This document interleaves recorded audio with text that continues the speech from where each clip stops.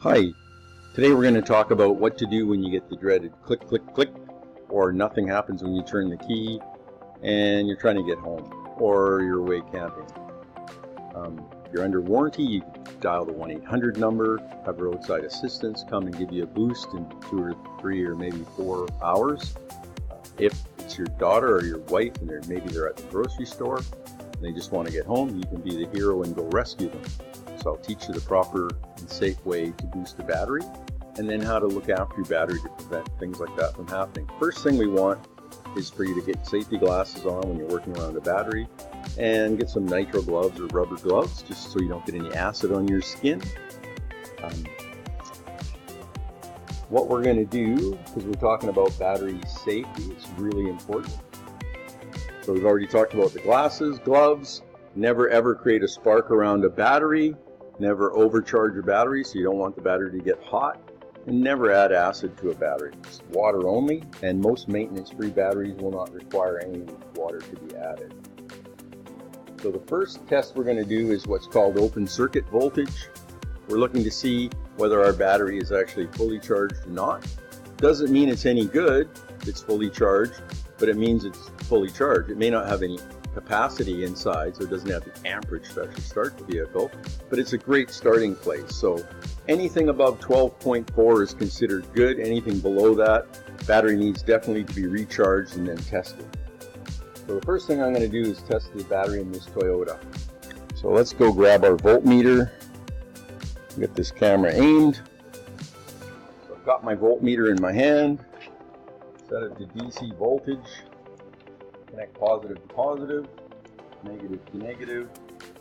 We're reading 12.6 volts. So according to our chart, our battery is fully charged. The other thing to be aware of is if the vehicle has just been freshly driven, you may find that the voltage reading is higher. Might be 12.75 or 12.8, so you want to turn the headlights on for a couple minutes just to get rid of that surface charge to get an accurate voltage reading. If it's above 12.4 volts, you're okay. Anything below that is considered time to recharge the battery. So one of the first things we're going to do is a visual inspection of our battery. We're looking for corrosion. Typically around the battery connections you're going to have lots of corrosion. It'll either be greenish or it might be a white substance. If you see a lot of corrosion around where the cables are, you probably want to take them apart and clean those connections. You're going to disconnect the negative first, then the positive last. Clean the terminals, reconnect the positive, then reconnect the negative last. So the next test we're going to do is the battery case drain. This battery looked pretty clean on top. We're only allowed 0.03 volts. If we have greater than 0.03 volts, we actually want to wash the top of that battery off with hot water, dry it off, recheck. So let's see what we get with this Toyota. I'll just tilt my camera down and switch to a probe.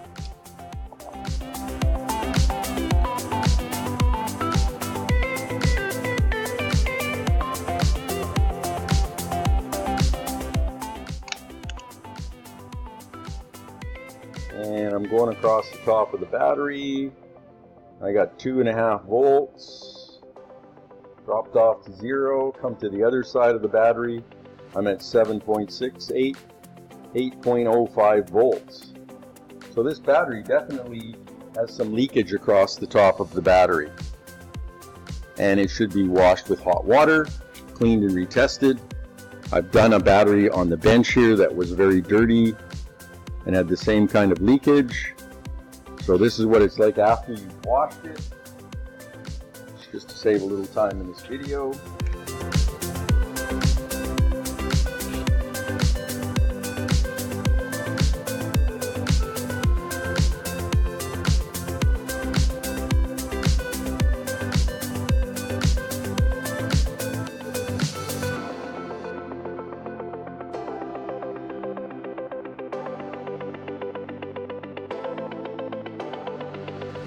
So we're reading pretty good.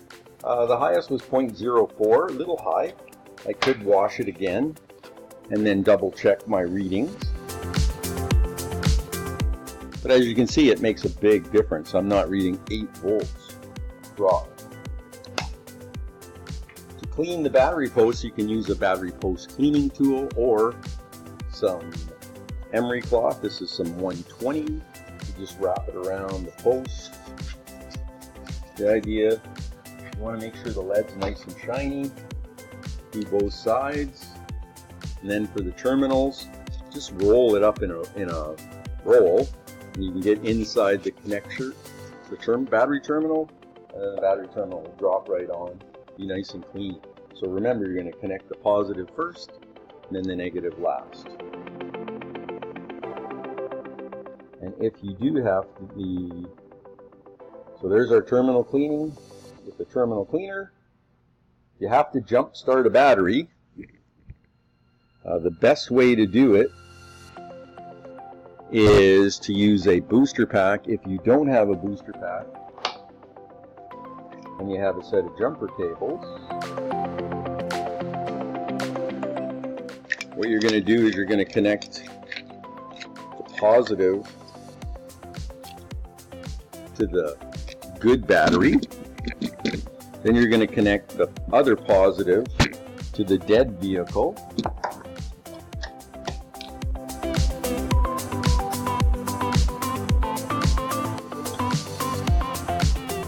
then you're going to connect the negative to the battery of the good vehicle, and then the ground you're going to connect to the cylinder head. So right down here, you can see I'm connected to the positive of the battery, and then I've got I'm using the cylinder head as a good ground. You can use the engine block, wherever you can get a good ground. I'm going to wrap that around and jump start the vehicle. If you have a booster pack, it's much simpler.